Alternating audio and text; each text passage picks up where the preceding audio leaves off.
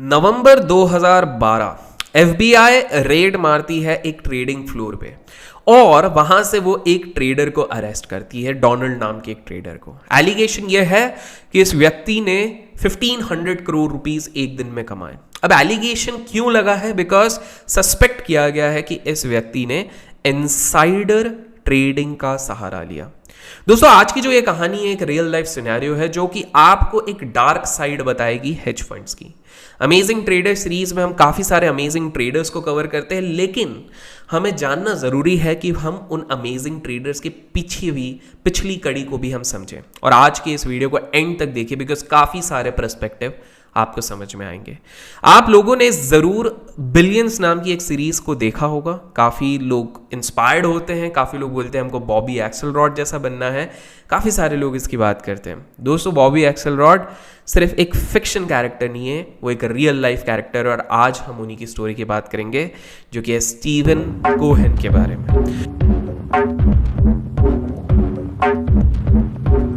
दोस्तों, मैं इसको एक बायोग्राफी स्टाइल से नहीं लेना चाहूंगा कि ये यहाँ पे पैदा हुए ऐसे हुए, वो सारे हम फैक्ट्स कवर करेंगे। लेकिन हम शुरू करते हैं कि ये कड़ी टूटने कैसे लगी, कहाँ से ये शुरुआत हुई। तो शुरुआत इसकी हो जाती है इंडिया से। अब आप सोच रहे होंगे ये इंडिया का क्या पर्सपेक्टिव आया। तो दोस्तों, रूमी खान नामक एक विमेन है, एक युवती है। 27 साल की ये मेहनती लड़की अपने आप को इतना मेहनत करती है बिकॉज ये एक मिडिल क्लास फैमिली से रहती हैं कि अपनी मेहनत और लगन से ये यूएस पहुंच जाती है, यूनाइटेड स्टेट्स, और वहाँ पे सिलिकॉन वैली की टॉप मोस्ट कंपनीज में ये काम करने लगती हैं। जस्ट लाइक नेटस्केप में काम किया, माइक्रोसॉफ्ट में काम किया और उसके बाद अमेजॉन में काम किया। बस प्रॉब्लम ये रहती है कि देखिए, आप और हम जिस तरह की मिडिल क्लास फैमिली से जब हम आते हैं तो हमारे ड्रीम्स और एस्पिरेशंस बहुत बड़े रहते हैं। हम अचीव बहुत कुछ करना चाहते हैं, कम समय में पैसा कमाना चाहते हैं। एंड लाइकवाइज रूमी खान जी भी यही चाहती थी। अब इनसे एक गलती हो गई, इनने शॉर्टकट अपनाना शुरू किया। इन्होंने इनसाइडर ट्रेडिंग का सहारा लिया। इनको जाहिर सी बात है काफ़ी सारे traders, prop desk, hedge funds ये सब अप्रोच करते थे और इनने थोड़ी बहुत टिप्स देना शुरू करी। एक बार इनके यहाँ पर एफबीआई पहुंच भी गई, थोड़ी पूछताछ हुई, लेकिन ये क्लीन आउट हो गई।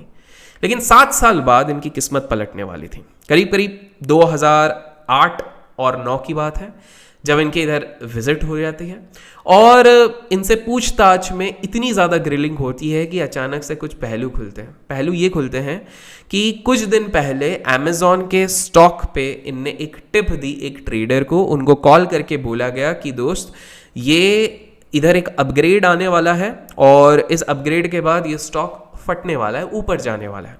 जिसको सुनने के बाद वो ट्रेडर के दिमाग में पहले 2 थॉट आते हैं। पहली चीज़, क्या मैं इस पर एक्ट करूं? अगर नहीं करूंगा तो शायद मेरा बोनस नहीं मिलेगा, मेरा बॉस खुश नहीं होगा। और अगर एक्ट करता हूं तो क्या ये लीगल होगा?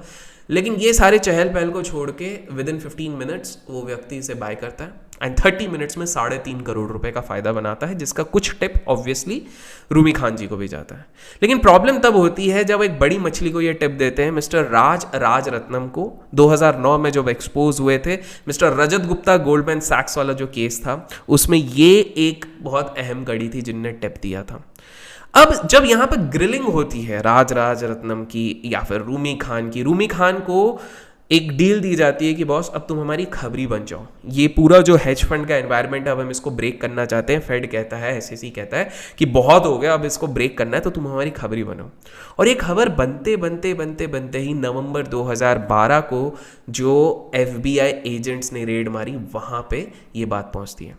एफबीआई एजेंट्स डोनाल्ड को पूरी तरह जब ग्रिल करते हैं, उनका एम बिल्कुल नहीं रहता है कि डोनाल्ड को ही वो अरेस्ट करें। उनका सिर्फ एक एम रहता है कि एक नाम सामने आए जिसके पीछे पूरी अथॉरिटी, पूरी फेड, पूरी यूएस गवर्नमेंट पड़ी हुई है, कि किसी तरह उस व्यक्ति का नाम आए। और वो है स्टीवन कोहेन, जिसको कि आप बॉबी एक्सेलरॉड के नाम से जानते हैं ऑन द सीरीज बिलियंस।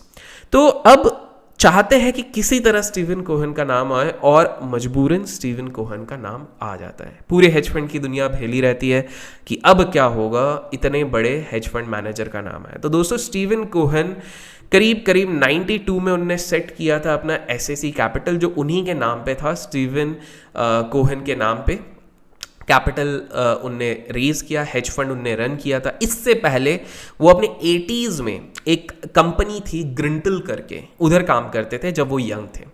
जब ये अपना MBA करने के बाद यहाँ पर वर्क करने गए थे, ग्रिंटल की एक खास बात ये थी, वो एक डेस्क टाइप था, प्रॉप डेस्क आप समझ लीजिए, जहाँ पर कि बाहर के लोगों को पता था कि इतनी बड़ी फर्म नहीं है, लेकिन इधर कोई जाता है तो वो इनसाइडर ट्रेडिंग और इन्फॉर्मेशन से कैसे खेलना है वो सीख जाता है। और ग्रिंटल की एक ये चीज़ थी कि यहाँ पर आपका जो एज अ ट्रेडर अगर आप जाते तो आपका जो कमीशन बनाने का एक्सटेंट होता है वो अनलिमिटेड होता है। आप जितना पैसा क्लाइंट को बनाओगे उतना ज़्यादा प्रॉफिट शेयरिंग आपको मिलता है। ग्रिंटल में 7-8 साल काम करने के बाद स्टीवन कोहन ने $20 मिलियन एज प्रॉफिट शेयरिंग कमा लिए थे। लेकिन सबको ये पता था कि ये ग्रिंटल में जाके इनसाइडर इन्फॉर्मेशन वाला ही काम होता है कि इस कंपनी से बात करो, उस कंपनी से बात करो, ये बात करो, वो बात करो, खबर निकालो, प्रॉफिट कमाओ और निकल जाओ। स्टीवन कोहन ट्रेड करते थे, एक्सपर्ट ट्रेडर थे ऑप्शंस में, ऑप्शन बाइंग, ऑप्शन सेलिंग नहीं, ऑप्शन बाइंग, और ये स्टॉक्स के ऑप्शन बाय करते थे। इनकी कुछ स्ट्रैटेजी रहती थी, मैथमेटिकल एज निकाले थे इनने, जिसके कारण कि ये अपने प्रॉफिट्स को बहुत जल्दी मल्टीप्लाई करते थे। तो जब 92 में इनने एसएससी कैपिटल खोला तो मात्र 10 साल में, ओनली 10 ईयर्स में, he generated a wealth of $11 billion. और दोस्तों मैं ये बात कर रहा हूं 90 से लेके 2000s में। आज के टाइम पे शायद आप बोलोगे काफी आसान है, आज भी इतना आसान नहीं है, बट उस समय में ऑलमोस्ट 77,000 करोड़ रुपीज से ऊपर ज्यादा बनाना within 10 years was not easy. Obviously hedge fund इनको राजा कहते थे, हेज फंड के किंग कहते थे, and everyone literally used to die to work for this person, क्योंकि इनका मानना था, मतलब लोगों का ये कहना था कि जो भी ट्रेडर इनके साथ एसोसिएट होता वो बहुत ज्यादा कमाता था। बिकॉज अगर ट्रेडर कोई पिक लेके आता था और वही पिक स्टीवन कोहन को भी पसंद आती थी, तो वो अगर अपने पोर्टफोलियो पे भी लेते थे और उस पर भी अगर फायदा होता था तो अपनी जो पर्सनल वेल्थ का भी वो 1%, कुछ एक परसेंटेज पास ऑन करते थे ट्रेडर को, बिकॉज उसी के टिप के कारण उनने ये चीज कमाई है। अब लेजेंड बन चुके थे, हर कोई इन्हीं की बात करते थे, बट इन्वेस्टिगेशन फेड की चालू हो गई थी बहुत जोर शोर से। किसी ना किसी तरह लोग चाहते थे कि ये अपने कदमों तले गिर जाए। अब इनके इतने कमाने का 2-3 प्रमुख रीजन थे। पहली चीज, ये ऑप्शन बाइंग में मल्टीफोल्ड रिटर्न्स बनाते थे। दूसरा रीजन ये था कि जहां पर एक standard practice hedge fund management में वहां पे चलता था कि 2% की मैनेजमेंट फी ली जाएगी और 20% की profit sharing, Steven Cohen charge करते थे 3% ऑफ मैनेजमेंट फी और साथ में 50% ऑफ प्रॉफिट शेयरिंग, जो कि उस टाइम का सबसे हाईएस्ट चलता था। अब जाहिर सी बात है कि अगर 50% ही ले जाते तो क्लाइंट क्या कमाता था? क्लाइंट उसके बाद भी, सारे टैक्सेस हटाने के बाद भी 30 to 35% रिटर्न कमाते थे। अब आप सोच रहे होंगे ये कैसे? मतलब इसका जाहिर सा उदाहरण ये है कि स्टीवन कोहन कैपिटल को हर साल एटलीस्ट 100 to 120% कमाते थे, जिससे कि आधा देते थे। इंटरेस्टिंग पार्ट ये है कि जब वो एसएससी कैपिटल चलाते थे 8 साल तक, ऑलमोस्ट 8 ईयर्स तक, उनका सिर्फ 3 महीने ड्रॉ डाउन हुआ था। ड्रॉ डाउन मतलब नेगेटिव मंथ्स रहे थे, 3 months in 8 years, और उसमें से भी मैक्सिमम ड्रॉ डाउन था 2% का।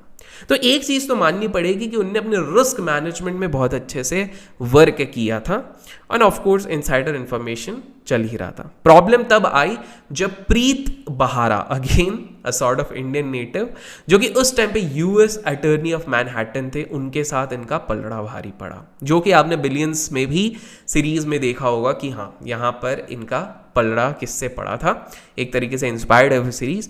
तो यहाँ पर वो भाई साहब पड़ गए इनके पीछे कि बॉस अब इनको हमको नीचा दिखाना है, इनको दिखाना है कि जब आप सिस्टम से भिड़ते हो तो एग्जैक्टली क्या होता है। अब यहाँ पे बहुत सारी चीज़ें चलती हैं और एक केस बाहर आता है जिसमें कि बहुत सारे ट्रेडर्स से बहुत पूछताछ, ग्रिलिंग की जाती है। काफ़ी लोग कन्फेस करते हैं इनसाइडर ट्रेडिंग का। वो होता है एक कंपनी का जिसकी टिप कहते हैं कि स्टीवन कोहेन की कंपनी के ट्रेडर्स को मिला था, जिनने जो लॉन्ग थे एक पोजीशन में, अचानक से उसको काटा और बहुत मैसिवली उसी में शॉर्ट चलेगा, और उसी के आधे एक घंटे बाद नेगेटिव न्यूज़ आया और 19% वो स्टॉक गिरा, एंड वहाँ पर इनने बहुत ज़्यादा फायदा उठाया। स्टीवन कोहेन को बुलाया गया, उनने अपने बड़े बड़े लॉयर्स को लेके आए, स्टीवन कोहेन से काफ़ी सारी पूछताछ करी, लेकिन हर चीज़ में उनका ये कहना था, जब उनसे पूछा गया क्या आपने मेल्स को देख के ये ट्रेड लेने के लिए ट्रेडर को कहा, उन्होंने मैंने मेल चेक ही नहीं किया, उनका कहना है मैंने मेल चेक नहीं किया। फिर उनको ये दिखाएगा कि नहीं आपके इसमें से देखा गया कुछ मेल चेक किए गए, बोले मैंने रैंडमली मेल चेक किया है, कुछ मेरे स्पैम में गए हैं, मैंने उनमें ध्यान नहीं दिया। उनने हर बात को उनने कंप्लीटली डिनाई कर दिया। उस टाइम पे वहाँ के अटर्नीज जो उनके अगेंस्ट लड़ रहे थे वो मजबूर हो रहे थे कि इसको किस तरह रोका जाए। तब उन लोगों ने ये डिसाइड किया कि स्टीवन कोहेन को नहीं गिराते हैं, हम इनके एसएससी कैपिटल को गिराते हैं, और केस पूरी तरह शिफ्ट हो गया उनकी कंपनी पे। Short in a nutshell, $2 billion के आसपास तक का फाइन हुआ और एसएससी कैपिटल को डिबार कर दिया गया कैपिटल मार्केट से कि अब आप ट्रेड नहीं कर सकते हो। लेकिन फैक्ट ये है कि भले ही आप कैपिटल मार्केट से डिबार कर दो, कोई भी रेगुलेशन आपको आपके पर्सनल अकाउंट से यूएस में ट्रेड करने से रोक नहीं पाता है। और as a matter of fact Steven Cohen को अलाउ किया गया फैमिली बिजनेस और अपने खुद के कैपिटल को ट्रेड करने के लिए, ना चाहते हुए भी। उस समय पे उनके पास $9 बिलियन के आसपास नेटवर्थ बची थी, जो वो आज भी मल्टीप्लाई करते करते करते करते करते करते काफ़ी बड़े बिलियनर बने रहे हैं। दोस्तों आपको बता दूं कि जहां पर कि आप और मैं बाजार जाते हैं और हम खरीदते हैं कांदा, बटाटा, या फिर चलिए थोड़ा सा मूड हो जाता है तो हम सेव का पैकेट ले आते हैं। स्टीवन कोहेन जब शॉपिंग करने जाते हैं तो वो मैनहट्टन में अपार्टमेंट्स खरीदते हैं। इनके पास जेट्स हैं, बोइंग है, मेगा यॉट है, यॉट नहीं मेगा यॉट है, मैंशन है, करीब करीब 36,000 स्क्वायर फीट में फैला मैंशन है। इतना ज़्यादा पैसा टपकता है इनके इसमें। सो जो बिलियंस वाली सीरीज में दिखाया गया वो बहुत हद तक सही है। बट ये पहली बार नहीं था जब स्टीवन कोहेन पे सवाल उठे थे। 1985 पे जब वो ग्रंटल पे काम करते तब भी इन पे इनसाइडर ट्रेडिंग की इन्वेस्टिगेशन हुई थी और 4 हफ्तों के लिए बैन किया गया था, जो वो पैसे दे के निकल गए थे। और मज़े की बात यह है कि उस टाइम पे जब इन पे केस इम्पोज किया गया था वो कोई और नहीं था, जो इन्फॉर्मेशन दिया था, जिसने टिप दिया था, वो उनकी खुद की एक्स वाइफ थी। कुछ झगड़ा वगड़ा हुआ होगा, मतलब हो सकता है वाइफ ने लौकी की सब्जी बना के दी होगी, उनको गंदी लगी होगी, तो झगड़े के कारण शायद इनने ऐसा कर दिया हो। बट पॉइंट ये है कि दोस्तों जो आप सब काफ़ी एक्साइटेड होते हो कि ये हेज फंड, पीएमएस इंस्टीट्यूशंस बहुत क्लीन है, वॉल स्ट्रीट में ये कुछ नहीं होता, इंडिया में क्यों होता है? ये हर जगह होता है। It is happening almost everywhere. समझना ये ज़रूरी है कि जो पकड़ा जाता है वो चोर बन जाता है, जो नहीं पकड़ा जाता वो किंग बन जाता है। ये मैं संक्षेप में कहा जाऊंगा। आज भी हमारे टाइम पे ऐसे सारे लोग हैं। लेकिन क्या हम स्टीवन कोहेन से कुछ चीज़ें सीख सकते हैं? यस। पहली चीज़ है कि ऑप्शन बाइंग से भी पैसा बन सकता है। जब देखा गया था इनके पोर्टफोलियो को, तब ये देखा गया था कि ये एक साथ में ऐसा नहीं कि मल्टीपल इंडेक्स पे ऑप्शंस ले रहे हैं, मल्टीपल चीज़ों पे ले रहे हैं। इनके कुछ सिलेक्ट स्टॉक्स रहते थे जिन पे ये अपने ऑप्शंस पे, ऑप्शन बाइंग पे पोजीशंस बनाते थे, और रोज नहीं बनाते थे। ये एक स्विंग बेसिस पे बनाते थे, कुछ ही टाइम पे, मतलब टाइम टू टाइम, महीने में हर दिन ट्रेड नहीं, मतलब 6-5 दिन पे आपको ये मिलता था। और एक चीज़ जो आपको समझना ज़रूरी है कि कभी कभी अगर आपको दिखता है कि ब्रोकर्स के चार्ट्स आपको अलग अलग ब्रोकर्स में अलग दिख रहे हैं, अगर दिखते हैं तो कमेंट सेक्शन में ज़रूर लिखिएगा। अगर आपको ऐसा कभी ऑब्जर्व किया है तो इसके कुछ रीजंस है। अचानक से वो स्पाइक्स क्यों आते हैं, अचानक से ये डिक्लाइन क्यों आते हैं? बिकॉज एक कंसेप्ट होता है जिसपे कि कोहेन जी ने बिल्कुल क्या बोल सकते हैं, एक एक्सपर्टीज हाजिर की थी। जितने भी बड़े ब्रोकर्स होते हैं जिसपे ये सारे बड़े लोगों का अकाउंट होता है, ये सब प्रिविलेज्ड इंफॉर्मेशन प्रोवाइड करते हैं इन सारे हेज फंड्स को। आप बोलेंगे क्यों? Because of the commissions. ये सारे बड़े लोग इतना ज़्यादा टर्नओवर क्रिएट करते हैं, महीने महीने का 30 करोड़ का ब्रोकरेज, 3 करोड़ का ब्रोकरेज, 10 करोड़ का ब्रोकरेज। तो ऑब्वियसली ब्रोकर्स जो कंपनी से एसोसिएटेड रहते हैं, वॉल्यूम्स ट्रैक करे, ओपन इंटरेस्ट ट्रैक करे, तो ये एक प्रिविलेज्ड इन्फॉर्मेशन पास करते हैं, और ये चीज़ इंडिया में भी होती है। तो अगर आपको कभी कभी डाउट हुआ है कि कहीं मेरे पोजीशंस जब मैं, या फिर बहुत सारे पोजीशंस जब एक ही काउंटर पे ले रहे, तो कहीं हमारा डेटा लीक तो नहीं हो रहा, तो ये बिल्कुल हो रहा है। इस पे ऑब्वियसली हमारे भी रेगुलेटर ज़्यादा कुछ करते नहीं है, बेबी सोती रहती है। और सेम बाहर चीज़ों के, मतलब उन लोगों को मार्जिन से ज़्यादा प्रॉब्लम है, मार्जिन कम कर दो, इंट्राडे खत्म कर दो, इससे ज़्यादा लेना देना है रैदर देन एग्जैक्टली हो क्या रहा है बाजार में। बट ये चीज़ें होती रहती हैं। इनफैक्ट कोहेन जी के केस में ऐसा कहा जाता है कि जब भी कोहेन जी के ऑफिस से कॉल आता था किसी भी ब्रोकर को, तो उनके टीम लीड सीधे बोलते थे सारा काम बंद करो, कोहेन को इन्फॉर्मेशन प्रोवाइड करो, कोहेन को हेल्प करो, because Cohen is our biggest client. तो दोस्तों this was one dark side, जो मैंने एक amazing trader, because Steven Cohen एक अमेजिंग ट्रेडर भी है। अगर आप जानना चाहते हो मोर अबाउट कि ये हेज फंड्स में एग्जैक्टली होता कैसा है, क्या है, तो कमेंट सेक्शन में हेज फंड लिखिए। कमेंट सेक्शन में जितने ज़्यादा कमेंट्स दिखेंगे अपन जल्दी उस पर एक्ट करके एक वीडियो बनाएंगे। और जो नेक्स्ट वीडियो है वो फाइनली अब अपना आने वाला है कौन से स्टॉक्स अवॉइड किया जाए। तो अगर आप जल्दी चाहते हैं नेक्स्ट वीडियो आए और उसके बाद नेक्स्ट के नेक्स्ट वीडियो आए तो कमेंट सेक्शन में ज़रूर लिखिए। अगर पसंद आया है वीडियो तो लाइक ज़रूर कीजिए, शेयर कीजिए अपने दोस्तों के साथ। Till then keep learning, keep growing, keep investing and keep